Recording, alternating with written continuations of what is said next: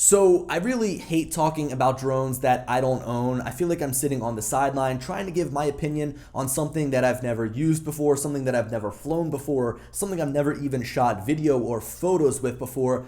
But the Skydio 2 has a lot of people excited, and that includes myself. I am impatiently waiting for my pre-order to ship sometime in November. So what I wanted to do is make a quick video on my thoughts on the Skydio 2, and I wanted to take a step back and get an understanding of why everybody is so excited for this drone. And I also want to address why people are trying to call this drone the DJI Mavic 2 Pro killer. So you know what? Let's actually start right there. Let's discuss how the Skydio 2 matches up against DJI's current offerings. This is the obvious elephant in the room. It's the question that everybody asks when a manufacturer comes out with a brand new drone is how does it stack up against what DJI has out right now? The thing is, you've got to take a bigger look at the entire picture. DJI offers 5 or 6 drones that meet the needs of pretty much any drone operator out there. If you're somebody looking for a professional drone, you go with the Inspire 2. If you're somebody that wants a mixture of portability and professionalism, you'll go with the Mavic 2 Pro. And if you're somebody who is just getting started, you might look at the Spark.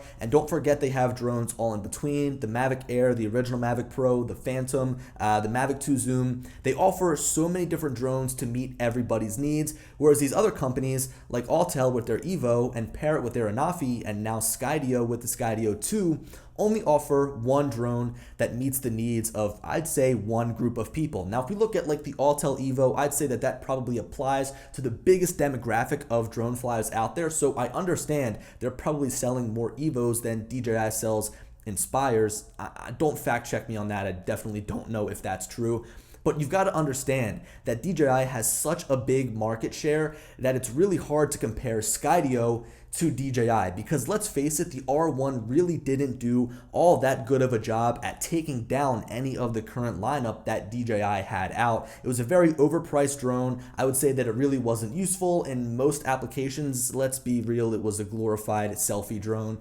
So look, everybody's trying to call this drone, the Skydio 2, the Mavic 2 Pro killer, when honestly, I don't think that the Skydio 2 even matches up with any of the drones that DJI has to offer right now. It does its own thing.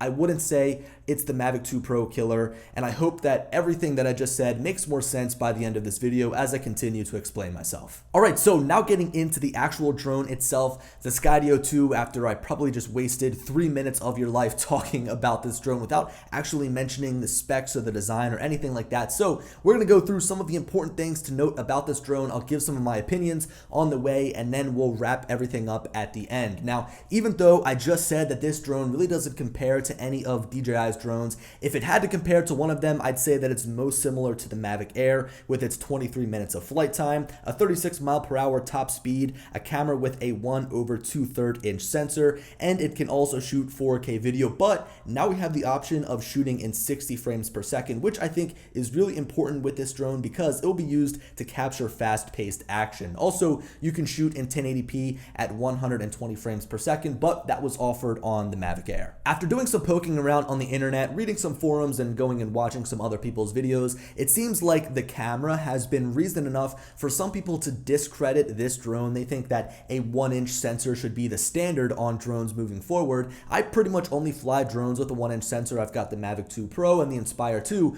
which is great, but here's the thing. If the camera has got great colors and if it's sharp, then I really could give a damn. I've seen some example video from Skydio, and I can tell the camera is going to be adequate for my purposes, and yeah, it is most likely touched up through color grading, but I have seen some other early reviews that seem to have video examples with little work done to the colors, so we get a chance to see how the camera performs right out of the box, so to say. Now look, the camera is definitely not this drone's strong suit, but it's great to see that Skydio has made leaps and bounds of improvements over the Skydio R1. The camera on that drone had like a weird fisheye effect going on. There was some distortion around the edges of the video that you shot, and it seems like with this drone, the Skydio 2, you could take some great high-resolution 12 megapixel raw photos to edit, and you can also shoot 4K cinematic video without the fisheye distortion look around the edges. Now, Skydio actually went as far as running an in-depth camera comparison between their drone, the Skydio 2, as well as the Mavic 2 2 Pro, the Mavic 2 Zoom, and the Mavic Air. This analysis was conducted by Nomicam, whom I've never heard of, but they rated the Skydio's camera pretty well matched up against DJI's current lineup. Like with all cameras on drones, I'll have to test it out for myself, but early signs are definitely looking promising. Alright, so I'm pretty sure that's everything that I wanted to go over in terms of the camera. Look, I think that Skydio has put in a lot of work to make this camera as best as it can possibly be, and we can only hope that the video that we all shoot looks as good as the video they've put on their website and as good as some of these other early reviewers have been showing us through their videos. Now, the next thing I want to go over is the design. And I won't lie, as soon as I saw the photos and as soon as I saw the early marketing video, I instantly fell in love with the design of this drone. In a market where drones are actually kind of blending together in terms of their design, this certainly stands out. I don't know if it's the bright blue paint job, I don't know if it's the beefy camera sitting there on front of the drone, or if it's the underslung propellers that would count as this drone's defining design factor. I guess actually all of them play a small part in that. But something that I'm really excited for, yet no one has really touched on yet, is the range of motion of the gimbal. As listed on Skydio's website, the range of motion of this gimbal is negative 110 degrees to positive 45 degrees. This means the gimbal will be able to actually pitch even further downwards than just straight down, almost allowing you to look backwards. And you also have a good amount of range when you're looking upwards. It won't be able to look straight up like the Paradanafi, but this is great for when you're flying fast and the drone is really tilted forward. You won't experience the same range of motion issues as any of the Mavic drones because the camera isn't positioned underneath of the body, it's positioned on the front. You know, something that I initially didn't like about the design of this drone is the way that the battery protrudes from the bottom, but after seeing a video of how you essentially use that as a means of holding and launching the drone, I quickly changed my mind. I also was a little bit bummed out that this drone can't fold, but the more I thought about it, the more it became a non-issue. I love the seamless design of this drone, and it really is small enough to just put inside of the included case and then toss inside of your bag for the day. So I'm surprised it took me this long to get to the main selling point, the main feature that the Skydio 2 boasts, and that's autonomy. This drone can fly itself. And it's not like DJI where you can just put on active track or you can put on follow me using the remote controller. No, this level of autonomy is something that you can't find in any other drone right now on the market. The level of precision in the Skydio 2 is something that I don't think any other drone manufacturer has even attempted, but it obviously is something that people want because, as I said, there's a lot of excitement around this drone, and I think that this is the reason why. If you head on over to their website, they give you an understanding at how all of this works. Basically, there are 6 of what Skydio calls navigation cameras that each come equipped with a 4K sensor, and they also each have a 200-degree field of view and boast a total of 45 megapixels of obstacle avoidance sensing, although they never use the word obstacle avoidance. And as you can see by this graph, it is nowhere close to what other drones on the market offer. Now, these cameras paired with the NVIDIA Jetson TX2 processor pretty much guarantee that this drone won't crash. In fact, Skydio states that if you crash your drone while operating within their safe flight guidelines, they will fix or replace it for free. This level of trust is something that we usually don't see companies have in the products that they bring to market, especially when we're talking about drones. These things are so highly sustainable to crashes, especially if you give it to somebody who's never flown before. Now, let's say you own a Mavic Pro and you crash it into a stop sign, it's in the active track shooting mode, and it just doesn't dodge the obstacle properly. If you go to the support team and you say, hey, can you fix or replace my drone for free? They will quite literally tell you to go and fly a kite because chances are you won't be flying your broken, crashed drone. Now, I don't mean to take a stab at DJI out of nowhere, but it really is all about the relationship that you build between the customer and the company. If I know that there's a drone company out there that's building a drone that is guaranteed not to crash, and if it does crash, they will replace it for free, I'm gonna buy that drone 10 times out of 10. And it's not because I'm gonna go out there and try to crash the drone, but it's because I know that Skydio has a certain level of trust in their product that it's not even gonna crash in the first place. They don't wanna go around replacing everybody's drone just to prove a point.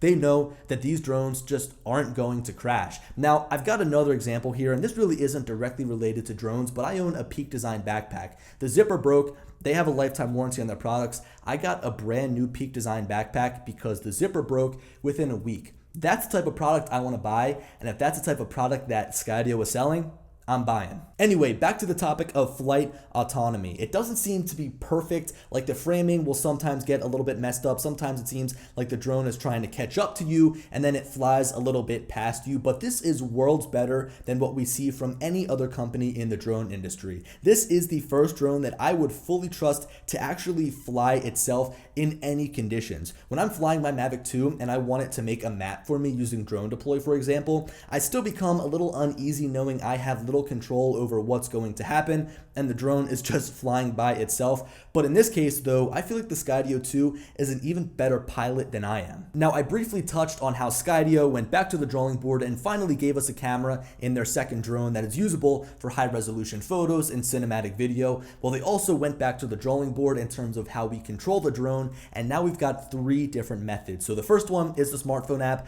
I'm not even going to cover that because flying with a smartphone app is cringeworthy. Using the touchscreen, it's just not good. But they also came out with a beacon, and usually when I hear of like a beacon that's used so that the drone can follow you, I think of something that's really cheap, something that like straps onto your arm. But this beacon actually looks like it can be useful. So it's got a very long distance of range. I'm kind of blanking on exactly how much range you get, but you can have this drone fly really far away from you and it's going to consistently follow you. It's not going to lose its connection because you have that beacon on you. And also, another really cool feature is you can place the drone wherever you want around your body using the little, I guess, dial right there on the front. So you can choose to have it fly right in front of you, or right behind you, to the side of you, or on the corners. You can really customize how the drone is going to follow you using that beacon, and I really do think it's going to be worth the $150. Now, we also get full manual control over the Skydio 2. We actually use a Parrot Autonomy remote controller. They have a partnership with Parrot. They've got their own Skydio branded remote. I think that it's in black, but it is the same thing. It's literally the Parrot Autonomy remote controller, which is great. I love this remote. If this is any indication of what we'll get, I'm going to have no complaints.